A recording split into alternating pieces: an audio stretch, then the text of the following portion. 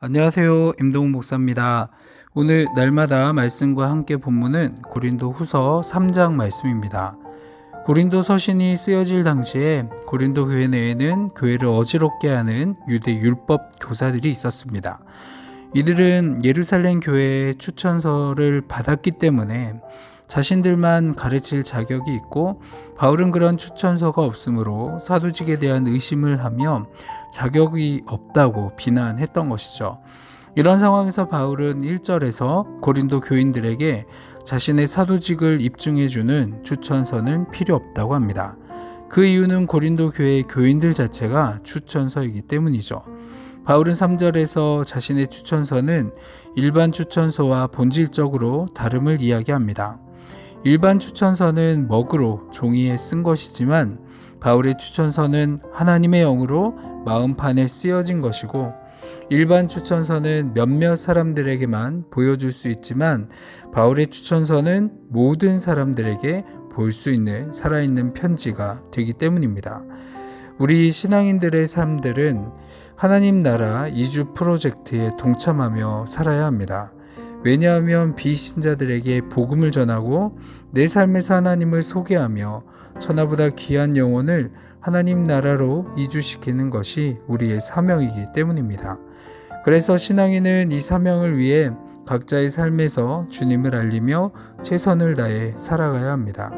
4절과 5절의 말씀을 통해 자신의 자격이 있어서 그 직분을 가진 것이 아니라 온전히 하나님의 은혜로 새 언약의 일꾼이 되었다고 말하는 바울은 6절에서 11절까지 새 언약과 옛 언약을 대조하며 설명하고 있습니다.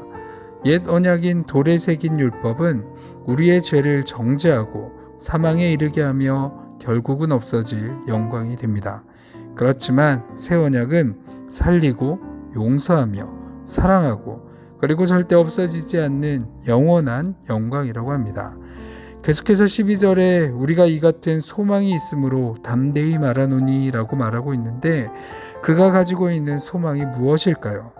하나님이 허락하신 영원한 영광에 우리가 참여할 수 있게 되었다는 확신입니다. 그래서 그는 복음을 전할 때 힘든 상황과 여러 비난에도 흔들리거나 낙심하지 않고 담대하게 복음을 전할 수 있었던 것이죠. 13절에 모세는 백성들이 영원하지 않을 것을 영원한 것으로 착각할까봐 얼굴에 수건을 썼다고 하지만 바울은 자신이 가지고 있는 복음의 영광이 영원한 것이므로 사람들의 오해를 두려워할 필요가 없어 얼굴에 수건을 쓰지 않았다라고 합니다.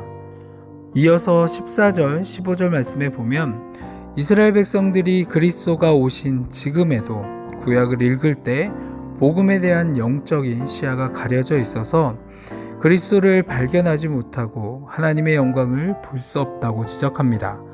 영적인 시야를 가리게 만든 것은 그들의 마음에 수건이 덮였기 때문인데, 여기서 수건은 이스라엘의 영적인 무지, 오해, 편견을 상징하고 있습니다. 한마디로 이야기하면 완고한 마음이다 라고 이야기할 수 있겠죠.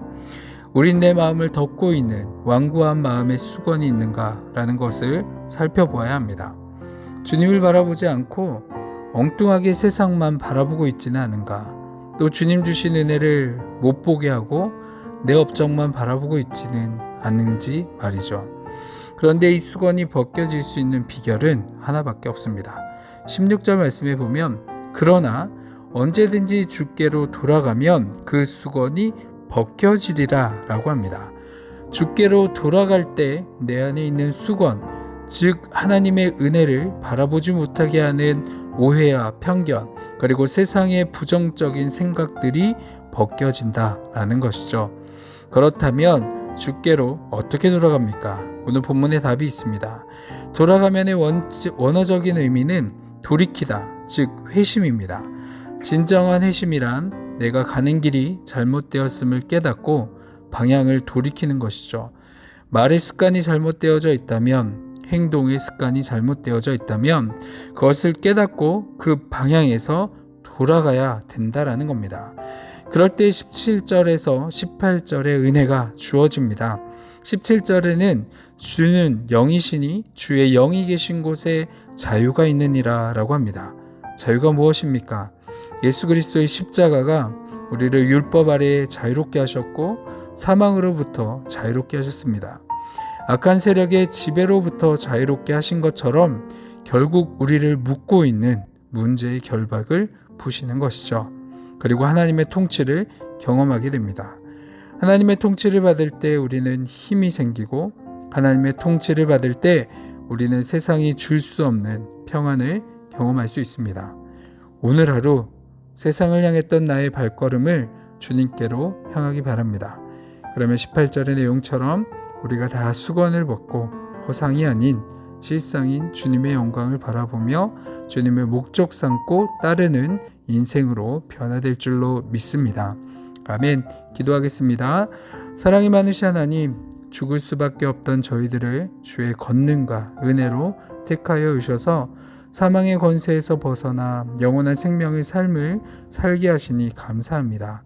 주님께서 허락하신 하나님 나라를 마음판에 새기고 하나님 나라를 전해야 하는 사람들에게 온전한 언행과 성품으로 하나님 나라를 온전히 증거할 수 있도록 인도하여 주시옵소서. 감사드리며 이 모든 기도 사랑이 많으신 예수 그리스도의 이름으로 기도합니다. 아멘.